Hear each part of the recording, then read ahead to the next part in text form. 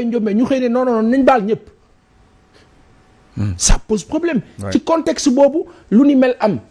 ci contexte boobu on libère des gens sans les avoir écoutés ou entendus ou jugés teg ko ci lan ay jiiñ leen jiiñoon yu ngande yu garaaw nga xëy bis bàyyi leen ça veut dire que la nga leen jiiñoon amul. parce que dangerosité wu la nga leen jiiñ su fekkoon am na doo xëy bàyyi leen nii parce que day nekk beneen musiba bu kumba. mais je veux juste dire que moi damay jël faute bi teg ko ci kenn. oui. Le régime en place c'est mon avis. Le régime en place ce régime là moo indi ma dem ba wax na que dañu dem ba maanaam Issa day am xalaatam mais man du ma nangu xalaatu Issa mun naa ko bañ a nangu ci xel ma jëm ko dindi ci xel mais pas ma taxaw muy jur haine. La question c'est maintenant lan moo jur haine bi du rek nit ñi ñoo jóg di bañante ah. y a un environnement stéréotypé boo xam ni nguur gi fi nekk moo ko teg def kumba am ndey kumba amul ndey ñu faral kii xeex kii mu jur nag nit ñi di xoolante en chien de faïence. ñi taxawee ni ñi taxawee nii affaire bi jaxasoo nguur bi taxaw di nu xool y a pas de sanction positive quand il le faut ni de sanction négative quand il le faut méli-mélo mu jur fi ñu agsi nii mais ce qui se passe c'est terrible. ci côté boobu sax sanction est-ce que moo ñàkkoon gis nañ fi Dame Mbodj génn émission par exemple ñu tiré ay bal ci otoom. après gis nañ que ni bon ba liñ ci mujjee jot en tout cas dégguñu ñu ne ñu kii lañ ci jàpp paasal mi ngi koy wax sànq ay faits yoo xam ne rappelé na ko ci ñu bari ñoo xam ne ay agression dal na ci seen kaw te gisuñu kenn kuñ ci jàpp est-ce que du mooy suite logique gu lii. waaw parce que am na yu bari lu fi wax mais ça d'abord commencé par une violence verbale.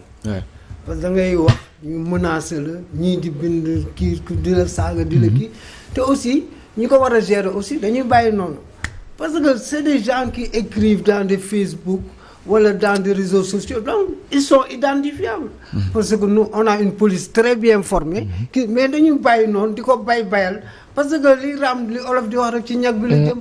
boo bàyyee ñu wax kii violence verbale bi dans même partout dans même à l'Assemblée nationale da gis violence verbale bi te ñooñu vraiment ça doit être le temple de la démocratie acteurs politiques yi aussi violence verbale ainsi de suite bon loolu yëpp bu ñu ko dajalee day indi li te am na lu Voltaire wax lu am solo lu mu bindoon yàgg na nee na même si je ne suis pas d'accord avec tes idées, je me battrai toujours pour que tu puisses les exprimer. Exactement. Donc loolu dafa am solo. Parce que tolérance beeg yooyu yëpp dañ ci war a bàyyi xel mais une démocratie aussi bu ñu bëggee mu nekk majeur il faut qu'on accepte les contradictions. C'est dans la contradiction que j'ai la lumière. Mais bu dee loolu yëpp amul ak ku nekk aussi sa bëgg-bëgg moo la intéressé ce qui t'intéresse c'est ta propre porte.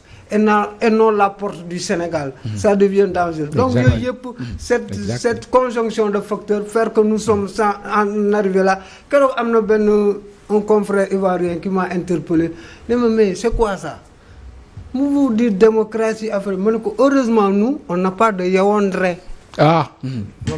Surtout ça. Nous, on a un conseil constitutionnel qui assume ses responsabilités. Yewandre, surtout ça. Oui, loolu moom lu leer la en tout cas di ñaawlu li nga xam ne moo ko dal di ko ñaanal aussi mu jóg ci ak jàmm wér delluwaat ci njabootam mu di sa famille delluwaat aussi ci sa famille professionnelle muy ñi muy liggéeyandool ak ñun ñi nga xam ne taskati xibaar la ñu aussi séq ak moom jàmm gis ko mu di une personne bu nga xam ne quand même ku ubbeeku la ku yaatu. foo gis weer lay njëkk a def. Oui, elle est magnifique.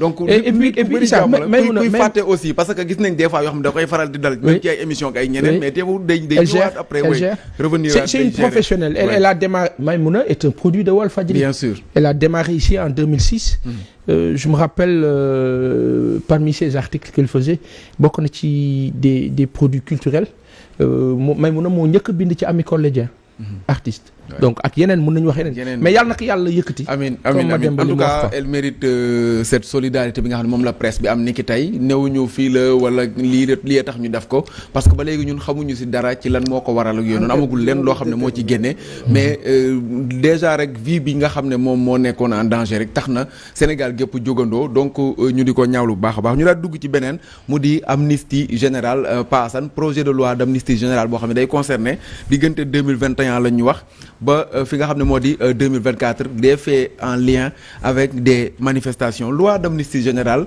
bu nga xam ne déjà ku nekk yaa ngi taxaw ne man laajuma amnistie est-ce que finalement du poser plus de problèmes que yu mu war a régler même finalement. mais xam nga état. wala boog la diligence. dans une corporation wala une organisation l'objectif est voué à faire du bien su fekkee ni dañuy jël ay décisions yoo xam ni parfois du agréer masse bi wala bu agréer masse bi tam njëriñ bi duñ ko gis ci saa si wala bala ñu kaa gis daanu xaar lu yàgg. il y a problème on a vécu la loi Ezzan. ak nañ ko dundee ca jamono ak la ca xew. on est en train de vivre la même chose aujourd'hui. Quel est l'intérêt à tout de suite vouloir amnistier des faits de 2021 à 2024? Qu'est-ce qui s'est passé? Qui a fait quoi? Qui a fait, qui n'a pas fait? Qui a eu à penser à faire? Qui a eu à faire de sorte qu'on ait fait? Mais Issa dañu doon wax ay nit yu ñàkk seen bakkan 2021 ñu ne kat ñii kat dañoo ñàkk seen bakkan ci manifestation yi faw enquête leeral ko ba tey ba sànq. waaw nan lañuy amnistier loo xam ni leerul xamuñu ko def ak ko deful. amul procès. y a un problème maanaam jóg rek ba pare ñu ne la ca conseil des ministres ba gars yi signé nañ ko sans sax lire la ca ne.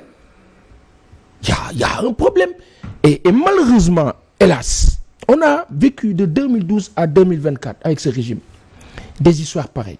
Quand ils ont voulu faire le parrainage les gens se sont posé les questions pour le pourquoi. C'était un vote sans débat. Ils ont forcé. Ba ñuy nommé président Assemblée nationale, ils ont forcé, bloqué les autres avec la gendarmerie, daal di voter. Quand il a fallu faire l'histoire de l'enquête parlementaire, ils ont fait la même chose. Donc c'est un régime violent. Et violence boobu ñoom ñoo ko indi ci dëkk bi. ñoo ko indi c'est-à-dire que ils ont mis benn onde boo xam ni tellement négatif. De sorte que l'environnement est devenu si puéril et si désagréable. xool leen Sénégalais yi ni ñu mel xool leen nit ñi ni ñoo dundee c'est violent partout. Et pourquoi? Parce que dañ ñu teg psychose teg ñu stress embrigadé ñu ci benn cercle benn moule bu baaxul et on prie Dieu mu génn ñu si le plus rapidement possible. Mais cette histoire d'amnistie encore que ce n'est même pas le débat. da nga bëgg a def lu baax. libéral ñi nga jàppoon te teguloo ko si yoon. jàmm ne ñooy ña nga xam da nga leen tooñoon 2021 ba léegi te teguloo ko si yoon bàyyi leen ñu dem ci yoon jarul lijjanti leneen lu dul lool. Alioune Sow ñu nuyu la bu baax a baax di jégalu itam ci retard bi déjà tardé nga ko xëy na nga démarré ci ak quelques mots rek ci mbiri Maïmouna Ndour Faye mais da ngay yóbbaale la question sur l'amnistie générale lan lañ war a mën a amnistier ak pourquoi amnistie ci période bi ñu ne réconciliation. maa ngi masaw waa kër Maïmouna Ndour Faye di masaw ses employés di naxarlu torop li nga xam ne moom la dégg ci fajar gi cette agression odieuse méchante couverte de haine ci benn xale bu jigéen boo xam ne dafa lu dul daan dooleem c'est très rare qu'il y ait une femme ci réew mi boo xam ne dafay nekk patronne c'est très rare patronne en général chef d'entreprise de cette envergure ba pare nekk dans le milieu de la presse. Je pense que c'est la seule. Ouais. Cette dame donc ô combien courageuse di def liggéeyam équilibré autant que c'est possible en tant que nit am jom jor ay employés di leen fay di dundal ay doomu jàmbur ay xale góor nekk ci ginnaawam ay borom kër nekk ci ginnaawam. femme boobu la ñu pare émission tard dans la nuit di ñibbi këram ci njabootam nit wala ay nit ñëw agressé ko je n'en reviens toujours pas et man Maïmouna Ndour xaw ma ko xam naa ko nit ñi xamee nii mosuma ko jox loxo mosuma ko gis mais j'ai un sentiment de haine parce que je me dis que ni ça aurait pu nous arriver nous parce que réew mi dafa mel ni léegi bu fekkee ni da ngay wax loo xam ne méngawul ak ñenn ñi ni ñuy xalaatee vous êtes censé justement être dans la menace et dans les agressions. Je dis ça parce que ça concerne beaucoup de journalistes dans ce pays-là yoo xam ne am na ay xeetu nit yoo xam ne nee nañu eh ben boo waxul comme ñoom wala boo xalaatul comme ñoom ils considèrent que ni dañ la jënd un de deux dañ la war a sacrifier te loolu wax dëgg yàlla metti na ma ba ci kanamu yàlla parce que je me mets à la place justement de son frère de son mari de son père sa mère ak ay am di jàmmam mais lii ku mu daloon yow sa rakk mu dal ko c'est dégueulasse c'est abject et c'est odieux comme attitude maintenant nag eh ben les autorités doivent prendre leurs responsabilités même surtout assumer leurs responsabilités par rapport à cet acte bi nga xam ne ñaaw na ba mënuma ko mesurer j'ai nag personnellement man personnellement j'ai la haine j'ai la haine parce que dafa mel ni léegi au-delà des menaces il y a certaines personnes qui veulent passer à l'acte parce que tout simplement encore une fois Maïmouna Ndour lenn kese moo ko dal mooy elle est victime de ses idées de son indépendance ak de sa manière justement d'organiser son travail te loolu da ci réew waratuñu imaginer lii nag daanu fi am gis nañ fi ay opposition yu doy waar ak nguuru Ablaye Wade gis nañ ci ay opposition yu doy waar Ablaye Wade ak ñoom Senghor ak ñoom Abdou Diouf gis nañ fi lu nekk ak ñoom Macky Sall gis nañ fi waa Benno Siggil Sénégal ni ñu meloon ak waa kër Ablaye Wade yi pourtant eh ben yii nii daanu fi faral di am. mais juste que oui na enquête bi dem. et je j'ai la haine. voilà point donc. su ma ko mënoon faj léegi nii. man dinaa ko ba léegi sax xamaguñ ndax c'est des faits yu am lien ak politique wala de simples agresseurs on sait pas donc yooyu yëpp enquêteurs yi xëy na dinañ ko leeral. voilà juste ñu ñaan. oui am na yoo xam ne de ndaw si yàgg nañ ko menacé. yàgg nañ ko menacé. bien sûr yàgg nañ ko menacé. bien sûr du moom kese ak ñeneen. bien sûr donc yàlla na ci génn ak jàmm en tout cas te justice def ci mais ci côté loi d'amnistie bi déjà ñi ngi wax coow lu ni mel est-ce que amnistie ci période bi lan moo ko war a mën a